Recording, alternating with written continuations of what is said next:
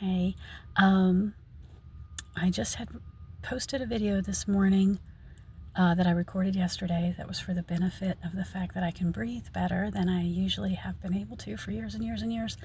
I'm still breathing this morning, breathing well, I mean, and I woke up this morning with the ability to do it, just like I had mentioned. And I've worked on it actually while driving in to where I'm sitting right now before I go pick up my first student.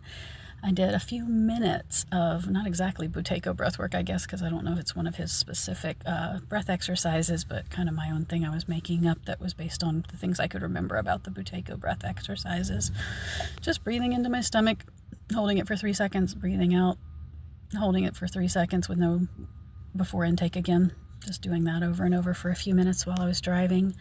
And it was pretty great. It felt wonderful. And I wanted to bring up some more things that are maybe going well. I'm so hesitant to think like, oh, everything's on the upswing, everything's fantastic.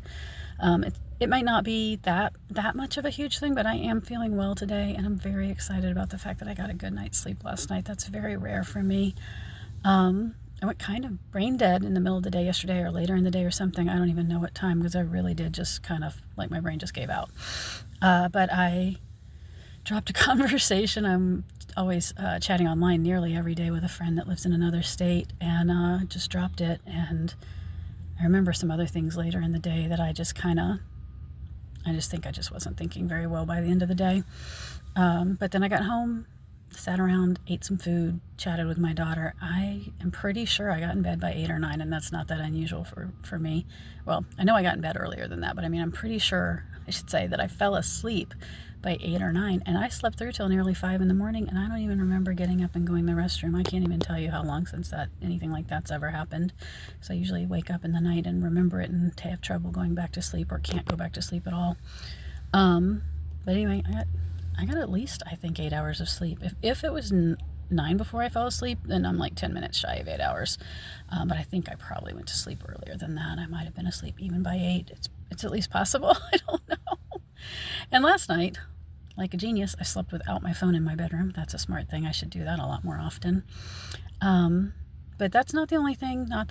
So we have the thing with the breathing, and I slept well, and this is a weird thing to float, but I'm going to put it on here while I'm documenting everything that's happening that I can't help the last few days but wonder about this. So I've known since my days doing the GAPS diet that our microbiome is incredibly complex, and it's not even just in the gut. You know, there's microbiome on your skin, there's microbiome in your gut, there's microbiome in your sinuses, and everywhere you can go in the world, there's different things you're exposed to. And your system of this microbiome interacting with your body's systems and the microbiome itself are just constantly adapting and constantly challenged and constantly moving, and they're supposed to be.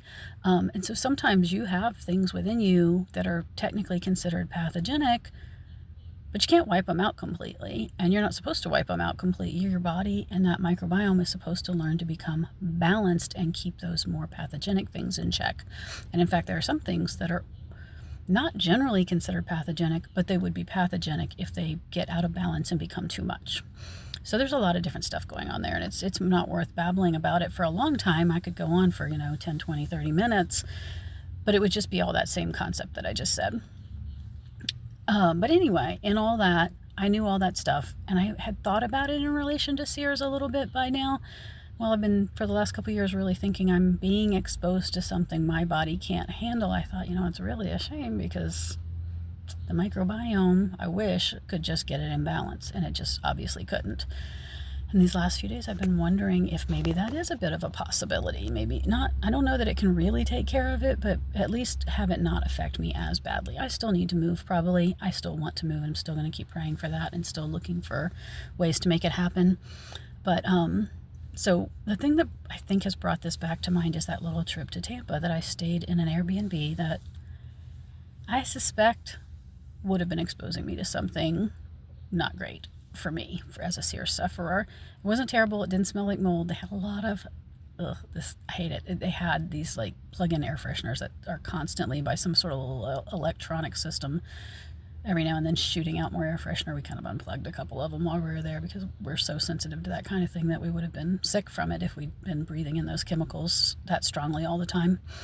But anyway, I thought there's a reason why they've got all these things, and it is possible that the reason is because they have had complaints about smells, which might be mold or mildew. So I was a little worried about that, but I got to what I would say was some benefit from having been gone. And then I got feeling super sick again the next morning as soon as I slept in my trailer again. So that was kind of terrible. But I feel like since then, I've just seems as though I'm experiencing a kind of a rebalancing effect. And like overall, there's a benefit from having been gone. So I wanted to mention that. It's not anything you can recommend to people. Like, don't treat sears, just go stay in an Airbnb. That would be insane to suggest to people that that's what they should do. But God can do anything. And because different things you can be exposed to that can now be inside of you with the microbiome dealing with them can affect each other, and things can come into a better balance or a worse balance over time. I do think I am getting some benefits from having taken that trip in the sense of a little bit of a rebalancing.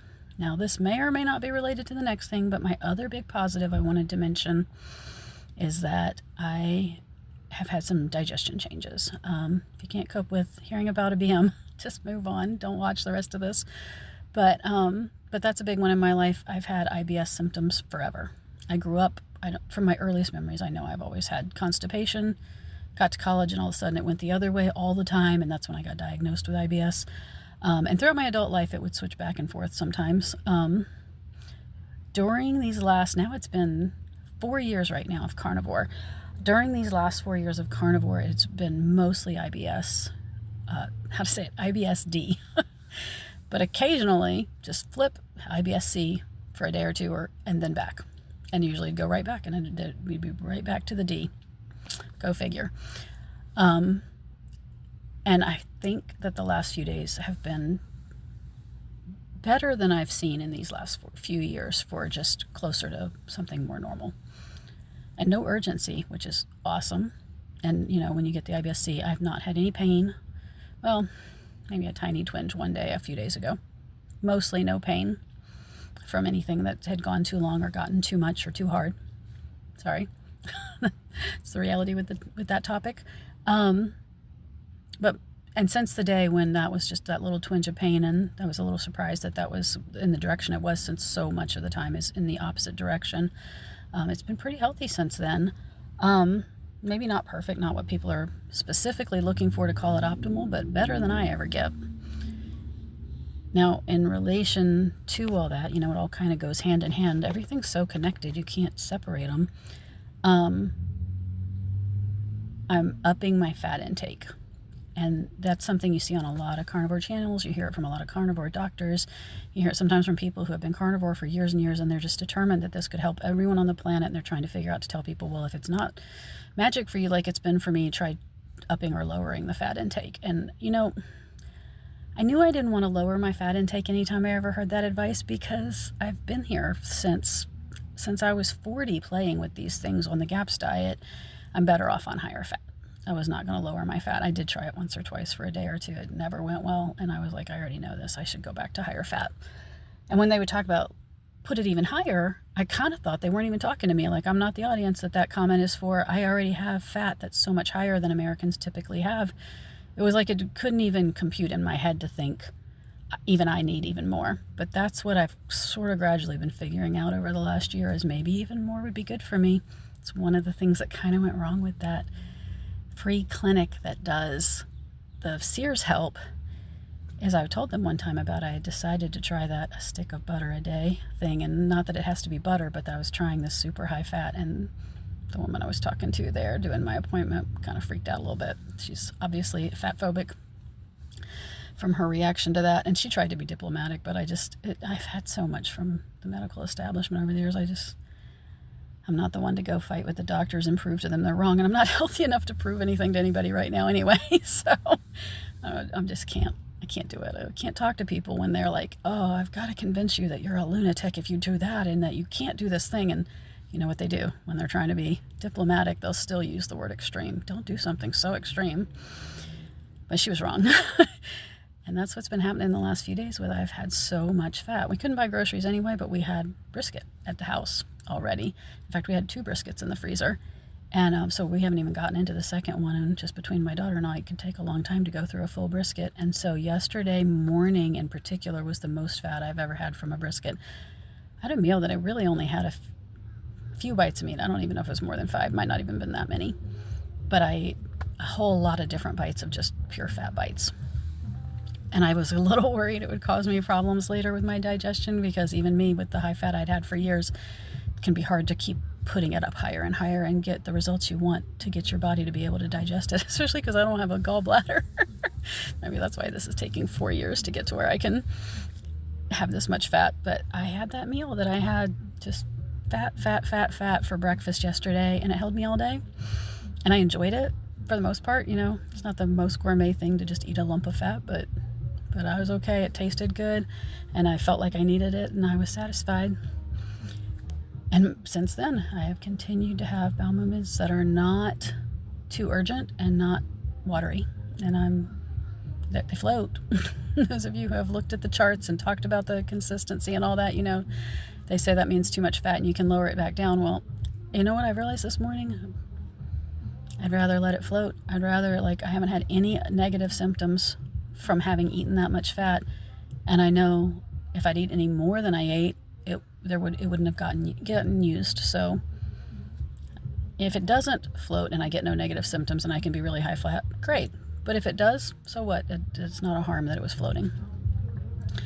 So anyway, that's a kind of a big thing. I feel like my gut and a few of my symptoms that are still there, and I'm still worried about them, still praying about them, still wanting to move out, but they're just, a lot of things just seem a little better, and maybe even a little more even keel. Not the energy. I still went brain dead and lost all my energy throughout the day yesterday, but some things are a lot better, and I feel really good this morning, so wanted to share that. God bless y'all.